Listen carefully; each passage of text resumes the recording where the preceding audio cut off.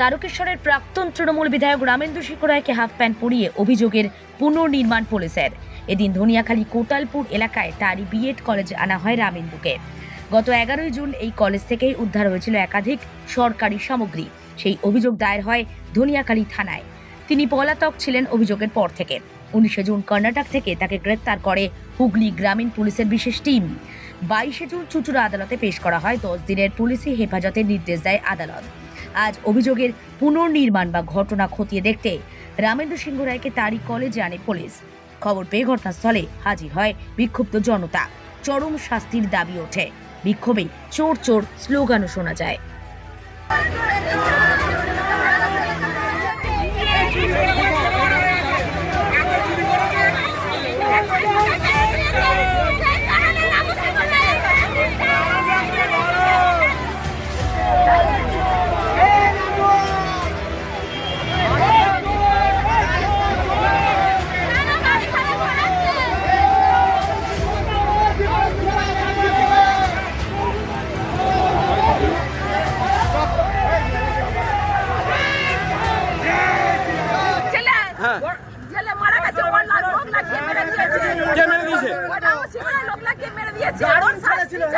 কি নাম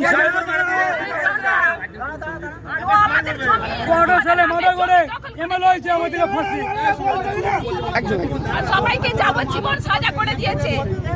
পুলিশকে শুধু ঘুষ দিয়ে জজকে পর্যন্ত টাকা দিয়ে কিনে সবাই যাবজ্জীবন জেল করে দিয়েছে। এখন কি চাইছেন? আমরা চাই ওর শাস্তি হোক, ওর ফাঁসি হোক। ফাঁসি বলছে একটা বাড়ির লোক পার্টি করতে কজন জেল কাটে, ও তো ফাঁসি দিয়েছে আমাদের বাড়ির লোককে সবাইকে। তার জন্য বিচার করুক।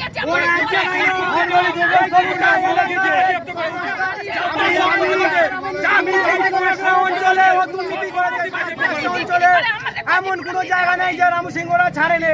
প্রত্যেকটা অঞ্চলে প্রত্যেকটা অন্যায় পর অন্যায় অত্যাচার করে গেছে রামু সিংহরা। এর বিরুদ্ধে এর জন্য ফাঁসি নয়।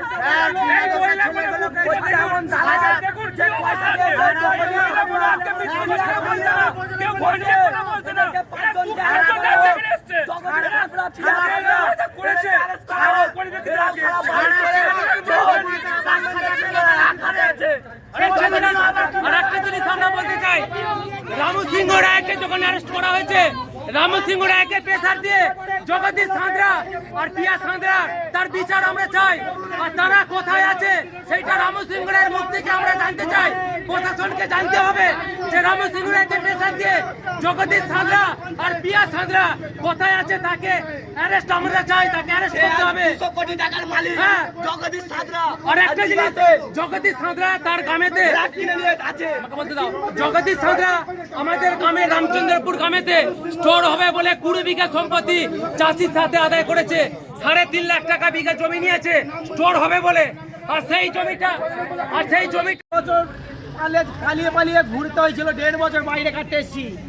আজকে এই 26-এ বলেছিল যে হাড় কাট খুঁটে বলি দেবে এই পারম্বর বুকে এই প্রসেনজিৎ কুমার। ওর কঠোর কঠোর শাস্তি চাই। আমাদের কাছে আজকে আপনারা দেখেছেন প্রসেনজিৎ কুমার যে তাকে অ্যারেস্ট করা হোক। রামু সিংহ রায় গ্রামে তার নিজস্ব বুথে তিনি যে চেয়ারটায় বসে এই আইন পরিচালনা করতেন, অ্যাকচুয়ালি তারই আইন ছিল, শাসকের কোনো আইন ছিল না। আজকে গোটা গ্রামবাসী তার জবাব দিয়েছে। তার সেই চেয়ারটা কিভাবে চেন দিয়ে চাবি দিয়ে গ্রামবাসী বন্দি করে রেখেছে। সেই জন্য পরিষ্কার কথা, এই অপশাসনের সামাজিক অবসান হয়েছে। এবার আইনগত অবসান চাই। 15 বছর এই সরকারের দুর্নীতির তো কোনো শেষ নেই। এদের বালি কয়লা থেকে শুরু করে স্বাস্থ্য শিক্ষা সব খাতেই দুর্নীতি আছে। মন্ত্রীদের খাটের তলা থেকে কোটি কোটি টাকা বেরোচ্ছে। ভূমি রাজস্ব সব দুর্নীতির অবসান হয়েছে। আজকে এই যে ঘটনাটা আপনারা দেখতে পেলেন, মিডিয়া যেটা ক্যামেরাবন্দি করলো, এই ঘটনাটা একটাই বার্তা দেয় পশ্চিমবঙ্গবাসীর কাছে যে এই টোটাল সিস্টেমটার এটা একটা সামাজিক অবসান হয়েছে। আমরা এবার আইনগত অবসান চাইছি।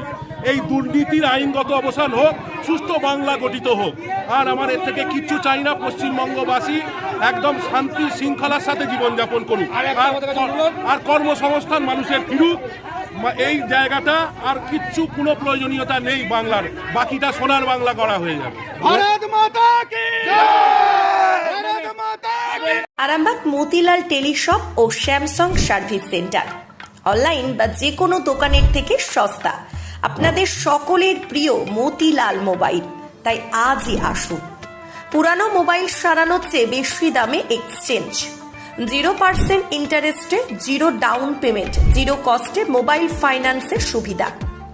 আমাদের ঠিকানা পুরাতন বাজার, আরামবাগ হেডপোস্ট অফিসের বিপরীতে, আরামবাগ, হুগলি।